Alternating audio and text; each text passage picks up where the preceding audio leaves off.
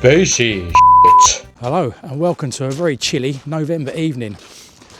Today I am at Osei Beach Huts near Malden in Essex.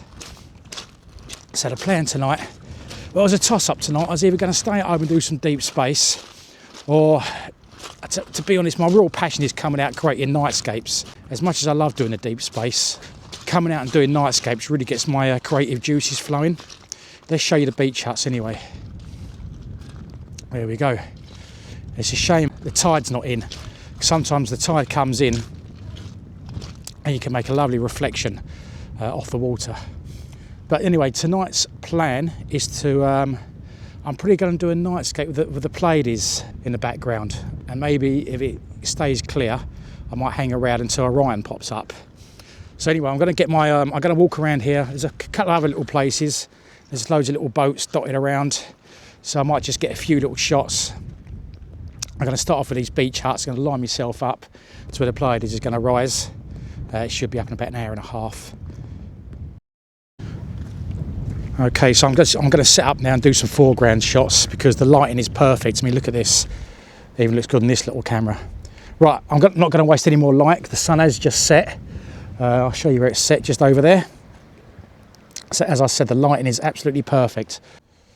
Right, there's a few foreground shots I've just taken, nothing too exciting. I've got the beach huts and just a boat. I'm actually on the River Blackwater here. Oh Christ, just tripped over a metal post. Yeah, it's getting quite dark. What I'm going to do now, I'm going to drive further down the river to capture the astro shots. So as I said earlier, I'm going to go for the Pleiades. I'm not sure. I've got a 45mm prime lens in my bag. I might stick that on. I might even be able to get the California Nebula in there as well. And if I hang on, if it stays, well, it's still a bit cloudy now to be honest, but it's meant to clear up in about an hour.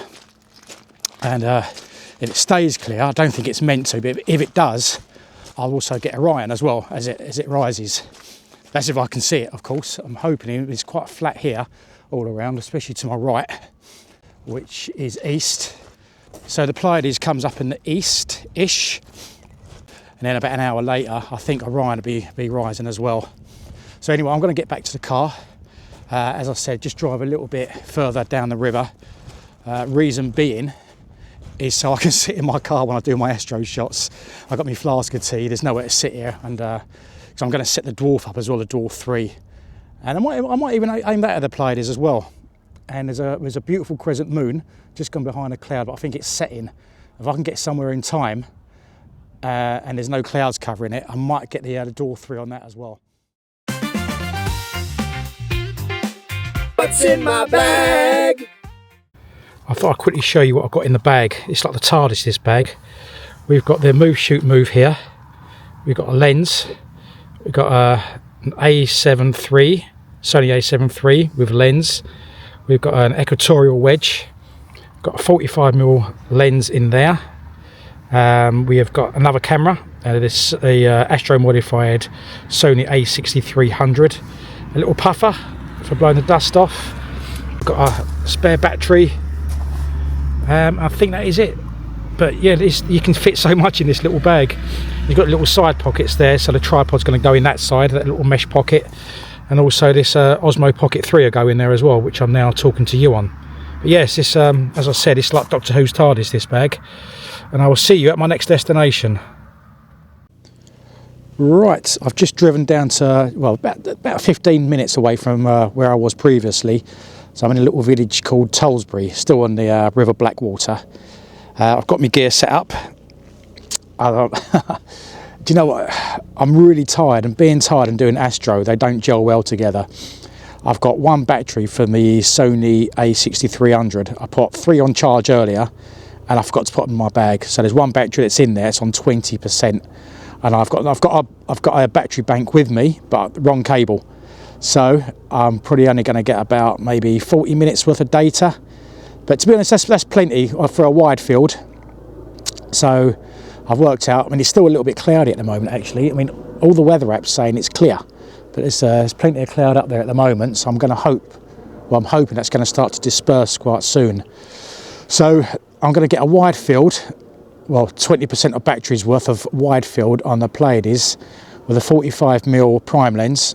It's a 1.8 lens. I'm going to close it down a little bit, just one stop, just to make the stars a little bit sharper. Still nice and wide to bring in loads of data though. I'll probably do 1 minute exposures. And I've got the Dwarf 3 with me. And as I'm doing a wide field of the Pleiades, I might as well zoom in with the Dwarf 3. But going back to the wide field, I think I should, with the 45mm lens, I should be able to also get the California Nebula. So I keep looking up because I'm looking at the stars. It's quite clear here actually. So yeah, so 45mm, I'll get the Pleiades and the California Nebula. So yeah, I'm just waiting for these clouds to clear. Hopefully within about 20 minutes, 25 minutes, I should be shooting, and I will catch you later. Everything is polar aligned and ready to go. Everything's in focus. The only thing that's not looking good is the cloud. It really cleared up about 20 minutes ago, so I got that.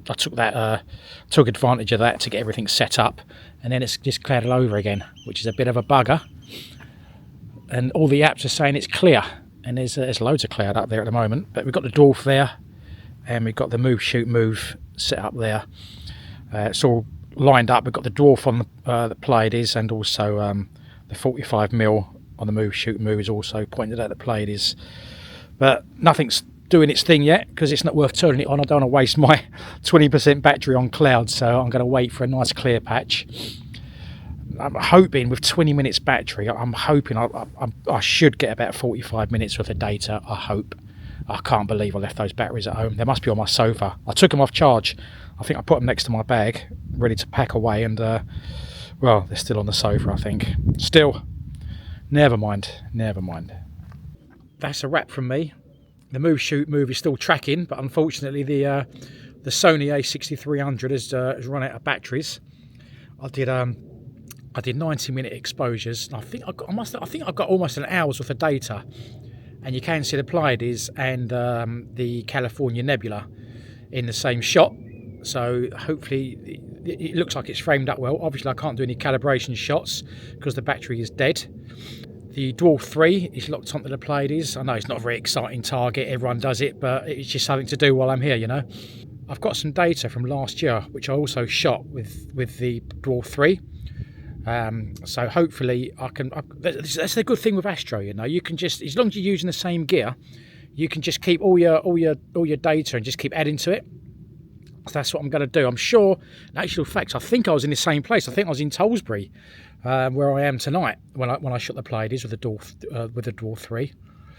I've just actually, the battery's dead on my Sony, but I've just pressed the exposure button and I've managed to get two more exposures out of it. The battery light is flashing like a good one, but I've managed to get yet another. There we go. Two battery exhausted. It's just come up. I'm not sure how many shots I got from it, how many exposures, but as I said, 90-minute exposures. I reckon 50 to 60 minutes. So hopefully I can get something, an image out of that. Right, I'm going to call it a night. I'm going to wrap up and I'll stick these images up there now.